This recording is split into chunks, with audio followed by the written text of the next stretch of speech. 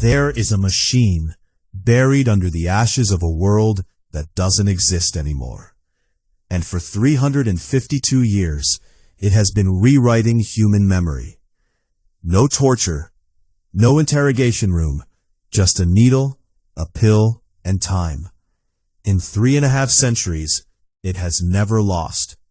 Until this episode. Until a woman named Juliette Nichols closed her hand around a 5-inch piece of plastic, shaped like a duck, the kind of thing that dispenses candy. And the machine that survived 352 years of human rebellion lost to that. Once you understand what that little plastic duck actually did inside her brain, you're going to understand something that has nothing to do with this show. You're going to understand why every regime that has ever tried to control a population starts the exact same way. Not by taking weapons first, by taking photos, letters, toys, souvenirs of who you used to be. So let's get into exactly how a candy dispenser did what an artificial intelligence could not. Quick context if you need it. Silo happens underground, in one of 50 massive bunkers, built before some kind of world-ending event nobody down there actually understands. Every silo believes it's alone. Every silo is lied to about why it exists. And running the entire operation, quietly, from behind a vault door nobody's allowed to open, is something the residents just call the algorithm. Not a person, not a council. A machine that has been managing food, birth rates, rebellion, and memory for over 300 years. Juliette Nichols found out the truth. She got outside. She saw what's actually left of the world up there. And when she came back through that airlock at the end of last season, the show wanted us to believe her mind was gone. Wiped clean. Sedated into silence, so she could never tell anyone what she'd seen. That was the lie the show wanted you to believe too. Because episode 5 just revealed it was never that simple. Here's what actually happened. Robert Sims, the former head of IT, a man this show has spent 2.5 seasons positioning as the enemy, quietly pulls together a meeting in the back of Martha Walker's workshop. Juliette's there, so is Lucas, Patrick Kennedy, a relic dealer named Regina Jackson, and Sims does something that, by the real rules of this world, could get every single person in that room executed. There's a protocol called the Order, a set of rules only the head of IT and their second-in-command are ever allowed to see. And buried inside it is one very specific instruction. If a person is under the influence of the memory suppression drug, keep them away from physical objects from their old life. Not photographs, not documents. Objects, things you can actually hold. Why would a rule that specific even need to exist? Because whoever built this system of control already understood something our own science took decades to prove.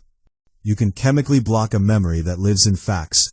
It is much, much harder to block a memory that lives in your hands. So Sims is placing a bet with everyone's life in that room. One badge, one watch, one toy.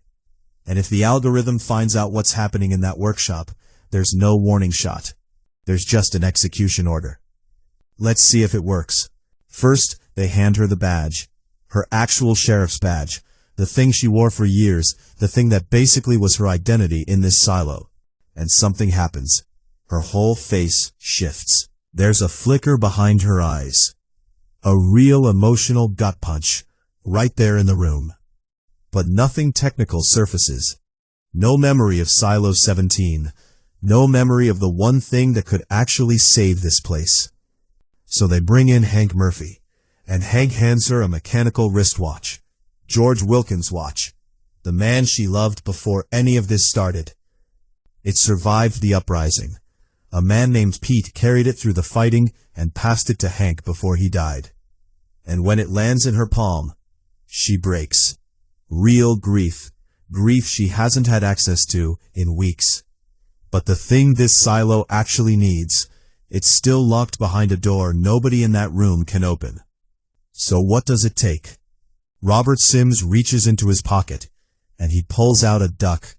A cheap, slightly chipped, plastic PEZ dispenser. The kind of thing you'd find at the bottom of a junk drawer. The kind of thing a kid begs their parents for at a gas station register, back when gas stations still existed. Back when gas stations still existed. George gave it to her. Before any of this. Before the uprising, before Silo 17, before she even knew what this world actually was. And the second her hand closes around it, everything comes back. Not feelings this time. Facts. She's back in Silo 17, in a conversation with a man named Solo, hearing exactly how his people survived when the algorithm tried to gas every last one of them. And the fix, the actual fix, wasn't a hack. It wasn't a workaround buried in the code. It was a wrench. They walked up to a physical pipe, and they capped it. And in that same flood of memory, Juliette realizes something the algorithm apparently never flagged as a threat. Because it isn't digital, it isn't a password, it's just a location. The pipe pumping safeguard gas into this silo, the one built to kill every resident the second the regime decides it's necessary. It runs straight through level 14. Judicial. The literal seat of law and order in this silo is sitting directly on top of its own kill switch.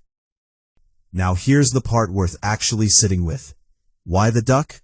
Not the badge, the thing she wore every single day for years. Not the watch, which is soaked in grief and love and everything that's supposed to matter most. Because a badge is identity, and in this world, identity is state-issued. They can revoke it, reassign it, print it on someone else tomorrow. A watch is grief, and as heavy as grief is, it's something this silo has learned to survive. People grieve here constantly. The system is built to absorb it. But a duck-shaped candy dispenser a dead man gave you when you were in love and nobody was watching?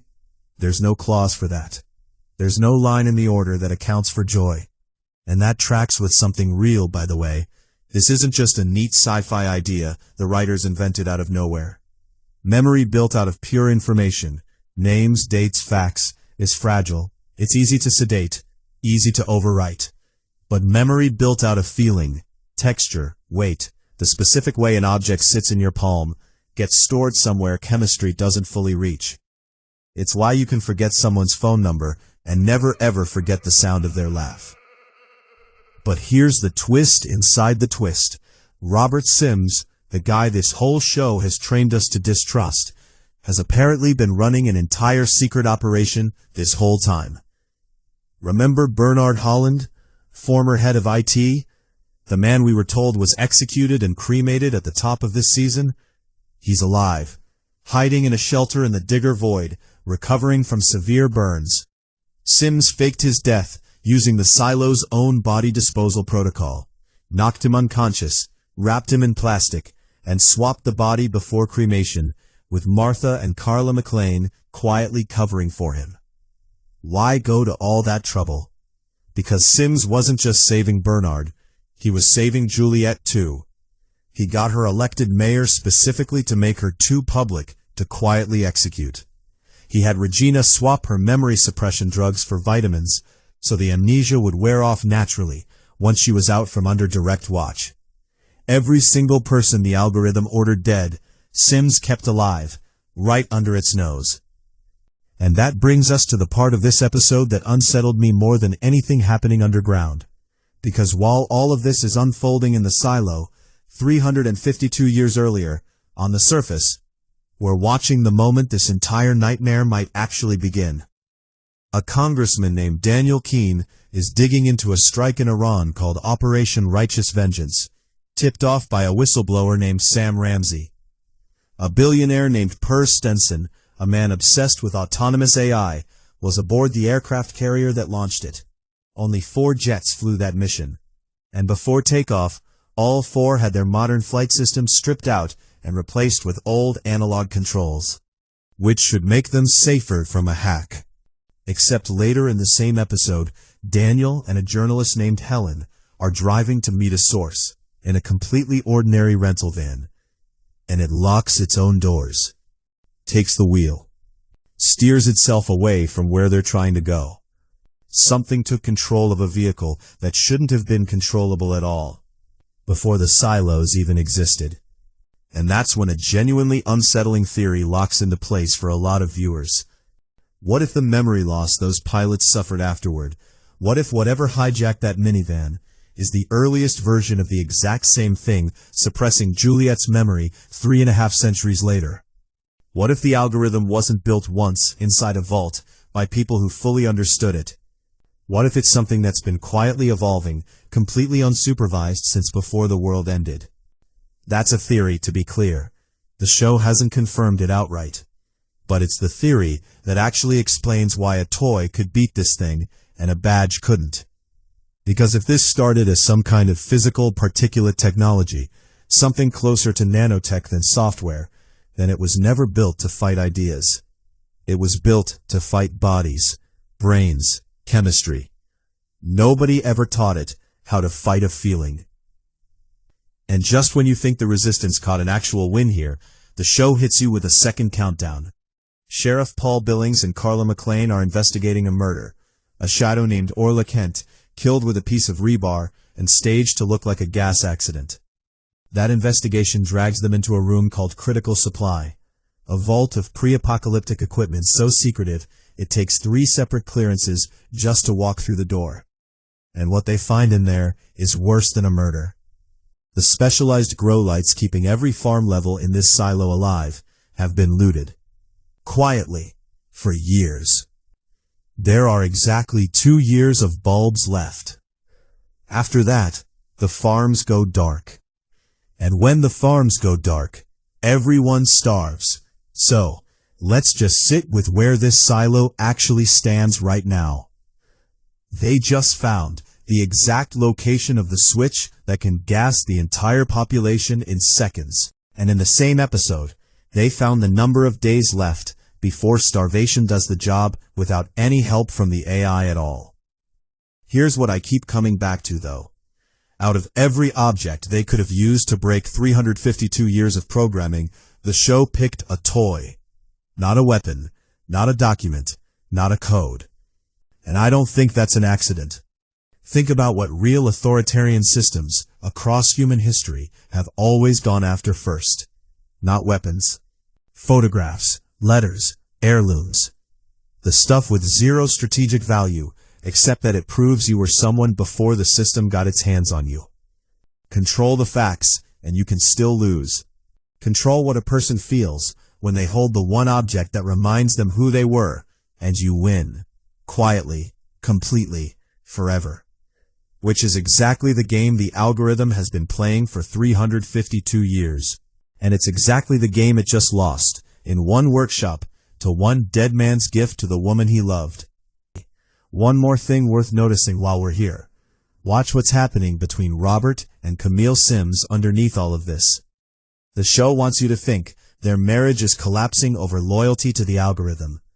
But look at their faces in that final scene together. That's not 2 people drifting apart. That's 2 people running the exact same con from opposite sides of a vault door. Her keeping the machine calm, him keeping the humans alive, and neither one willing to say it out loud, not even to each other. So here's where Silo actually stands, walking out of this episode. They know exactly where the kill switch is. Level 14, Judicial. They know exactly how much time is left before this silo starves itself without any help from the AI at all. 2 years. And they're starting to understand that the thing they're actually fighting isn't a rule or a regime or even really a computer. It's something that's been quietly steering human beings, one hijacked car, one sedated memory at a time, since before the apocalypse that put them all underground in the first place. But none of that started with a plan. None of it started with a hack, or a weapon, or a rebellion. It started with a duck. 352 years of engineered control, beaten by the one thing no algorithm ever thought to encrypt, the feeling of something small and stupid and loved, sitting in the palm of your hand. If you've got a theory about where this goes next, drop it below. I read every one. And if you want the breakdown of episode 6 the second it's out, you know exactly what to do.